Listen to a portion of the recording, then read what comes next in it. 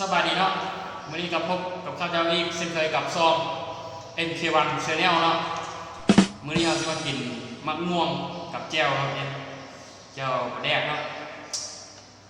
อากาศร้อนนี่กินมะม่วงเนี่ยแซ่บสุดเพื่อว่าเป็นการเสียเวลาเรามาเริ่มกินกันเลยเนาะชิมกันเนาะ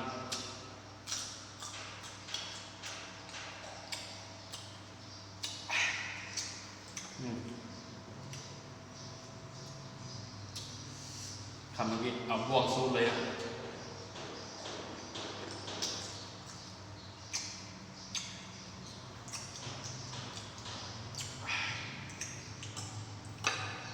หมอนี่เจียว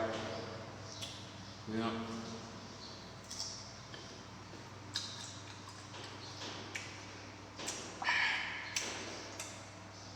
เนื้อเลยทำยังไง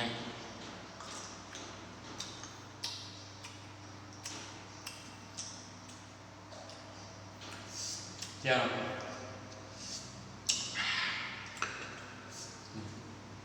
เลย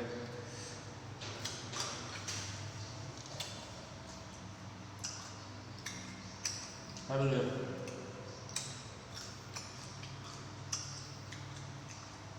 กรอบมาก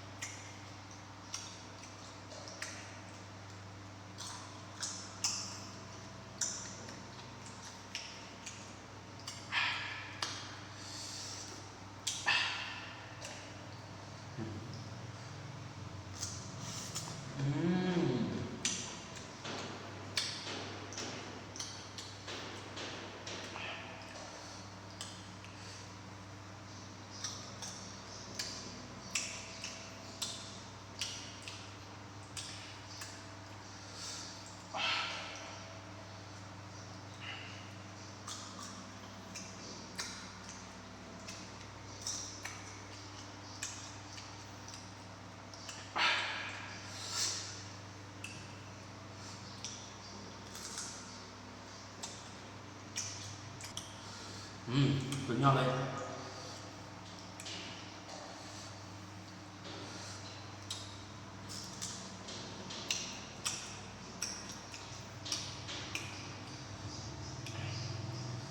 กรอบดีครับ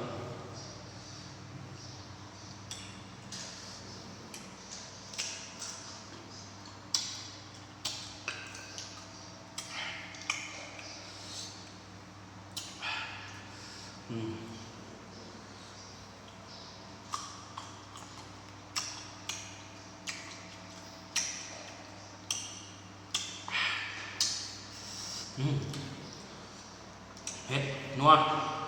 ก็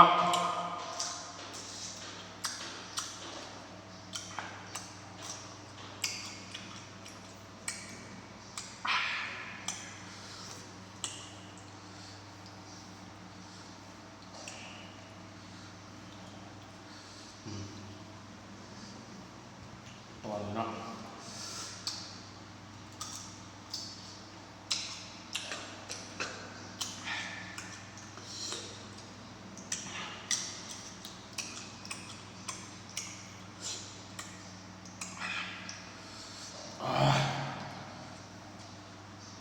เผ็ดสุดเลยนี่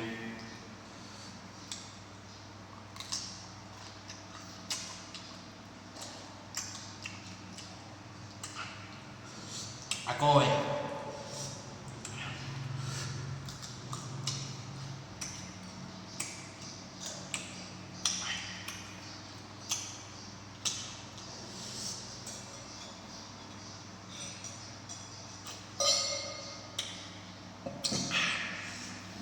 เพิ่มความ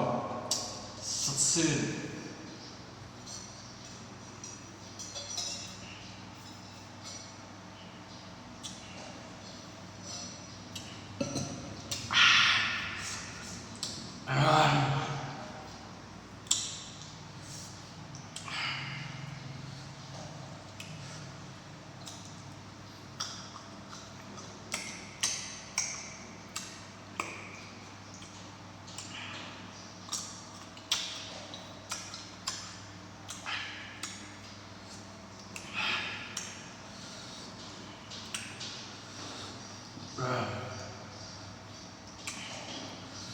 พี่น้องพี่น้อง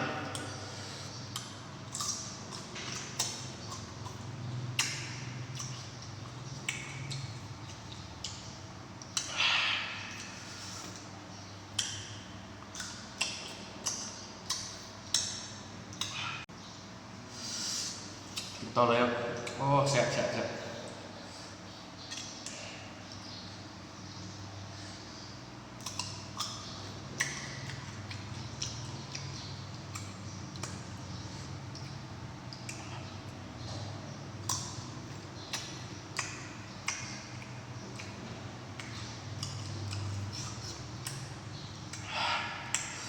อืม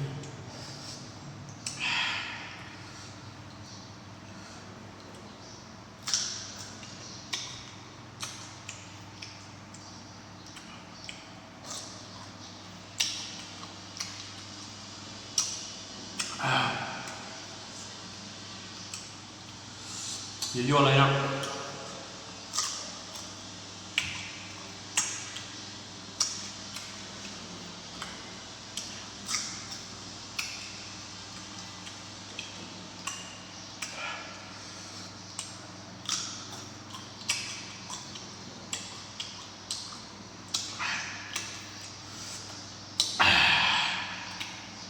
อร่อย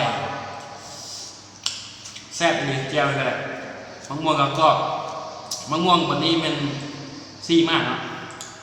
กินบุบเลยเนี่ยแซ่บเลย